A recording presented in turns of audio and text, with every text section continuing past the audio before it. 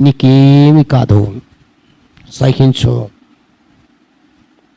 తప్పించుకునే మార్గము కూడా నీకెప్పుడైతే శోధన అనుమతించాడో ఆ క్షణమే ఆ క్షణమే శోధనతో పాటే, తర్వాత కాదు, శోధనతో పాటే నీకు మార్గాన్ని కూడా ఆయన నీకు తెల్లు.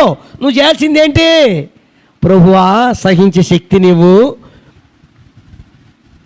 ప్రభువా ఈ శోధనలో నుంచి నన్ను తప్పించు, ప్రభువా ఈ శోధనలో నుంచి నన్ను విడిపించు. నువ్వు ప్రార్థన చేయటమే ఆల్రెడీ మార్గం ఆయన తెరిచాడు. శోధన నీకు అనుమతి ఇచ్చినప్పుడే ఆ మార్గం తెరిచాడు, దాంట్లోంచి వెళ్ళిపోతుంది అది. దేవునికి స్తోత్రం చెప్పండి. హల్లెలూయా, హల్లెలూయా. బాధపడకండి, భయపడకండి. నేను అదే చెప్పేది. మనోళ్ళు చిన్న చిన్న వాటికి కూడా చాలా దుఃఖపడుతున్నారు, బాధపడుతున్నారు. అంటే ఏందో మళ్ళీ ఏమనంటే వాళ్ళు చెప్పారండి, వీళ్ళు చెప్పారండి, నాకు బాధ అనిపిస్తుంది. అది